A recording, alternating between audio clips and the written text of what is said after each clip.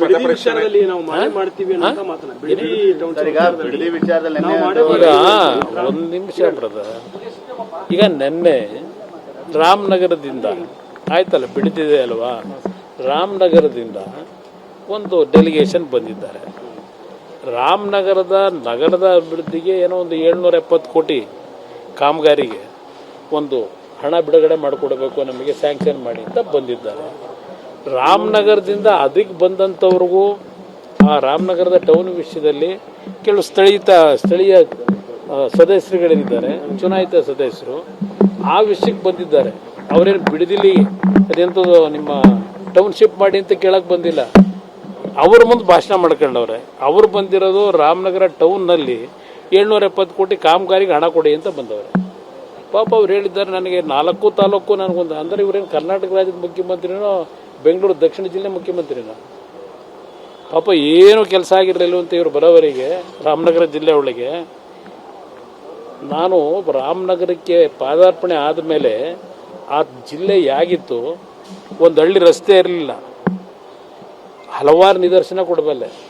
ಕನಕಪುರದಲ್ಲಿ current ಇದ್ದೇನಪ್ಪ, ಕನಕಪುರದಲ್ಲಿ ವಿದ್ಯುತ್ ಶಕ್ತಿ ಇತ್ತ, ಬೆಂಗಳೂರಿಗೆ 53 ಕಿಲೋಮೀಟರ್ ಇದೆ. ಆ ಕನಕಪುರದ ವಿದ್ಯುತ್ ಶಕ್ತಿ ಇರ್ಬೋದು, ಕುಡಿಯೋ ನೀರು ಯಾರ ಕಾಲದಲ್ಲಿ ಆಗಿದ್ದು, ಆಗಿತ್ತು ಅದು ಕನಕಪುರ.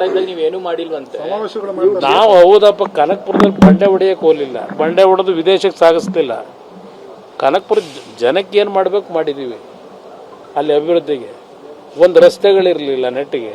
ಕೆಲವು ಹಳ್ಳಿಯಲ್ಲಿ ರಾತ್ರಿ ಟೈಮ್ ಏನಾದರೂ ಹೆಣ್ಣು ಮಕ್ಕಳಿಗೆ ಹೆರಿಗೆ ಮಾಡಬೇಕಾದ ಪರಿಸ್ಥಿತಿ ಬಂದಾಗ ಚಿಬ್ಲಲ್ಲಿ ಎತ್ಕೊಂಬರೋರು.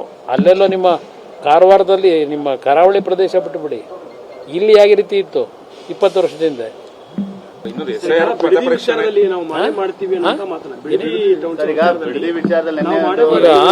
ಒಂದು ನಿಮಿಷ ಬ್ರದರ್.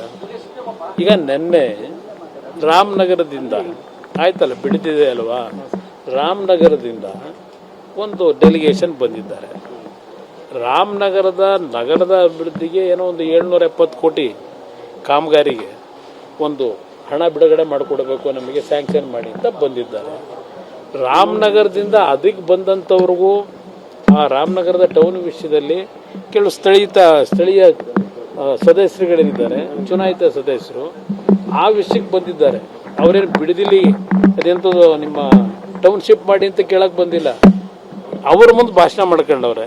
ಅವ್ರು ಬಂದಿರೋದು ರಾಮನಗರ ಟೌನ್ನಲ್ಲಿ 770 ಕೋಟಿ ಕಾಮಗಾರಿಗೆ ಹಣ ಕೊಡಿ ಅಂತ ಬಂದವ್ರೆ.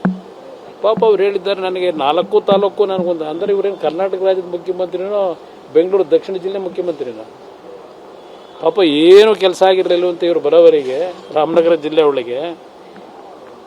ನಾನು ರಾಮನಗರಕ್ಕೆ ಪಾದಾರ್ಪಣೆ ಆದಮೇಲೆ ಆ ಜಿಲ್ಲೆ ಹೇಗಿತ್ತು, ಒಂದು ಹಳ್ಳಿ ರಸ್ತೆ ಇರಲಿಲ್ಲ, ಹಲವಾರು ನಿದರ್ಶನ ಕೊಡಬಲ್ಲೆ.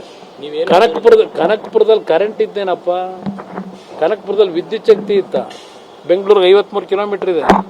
ಆ ಕನಕಪುರದ ವಿದ್ಯುತ್ ಶಕ್ತಿ ಇರ್ಬೋದು, ಕುಡಿಯೋ ನೀರು ಯಾರ ಕಾಲದಲ್ಲಿ ಆಗಿದ್ದು,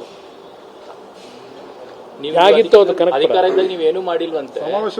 ನಾವು ಹೌದಪ್ಪ, ಕನಕಪುರದಲ್ಲಿ ಬಂಡೆ ಹೊಡೆಯಕ್ಕೆ ಹೋಗಲಿಲ್ಲ, ಬಂಡೆ ಹೊಡೆದು ವಿದೇಶಕ್ಕೆ ಸಾಗಿಸ್ತಿಲ್ಲ. ಕನಕಪುರ ಜನಕ್ಕೆ ಏನು ಮಾಡಬೇಕು ಮಾಡಿದ್ದೀವಿ. ಅಲ್ಲಿ ಅಭಿವೃದ್ಧಿಗೆ ಒಂದು ರಸ್ತೆಗಳಿರಲಿಲ್ಲ ನೆಟ್ಟಿಗೆ. ಕೆಲವು ಹಳ್ಳಿಯಲ್ಲಿ ರಾತ್ರಿ ಟೈಮ್ ಏನಾದರೂ ಹೆಣ್ಣು ಮಕ್ಕಳಿಗೆ ಹೆರಿಗೆ ಮಾಡಬೇಕಾದ ಪರಿಸ್ಥಿತಿ ಬಂದಾಗ ಚಿಬ್ಲಲ್ಲಿ ಎತ್ಕೊಂಬರೋರು. ಅಲ್ಲೆಲ್ಲೋ ನಿಮ್ಮ ಕಾರವಾರದಲ್ಲಿ ನಿಮ್ಮ ಕರಾವಳಿ ಪ್ರದೇಶ ಬಿಟ್ಟುಬಿಡಿ, ಇಲ್ಲಿ ಯಾವ ರೀತಿ ಇತ್ತು 20 ವರ್ಷದಿಂದ.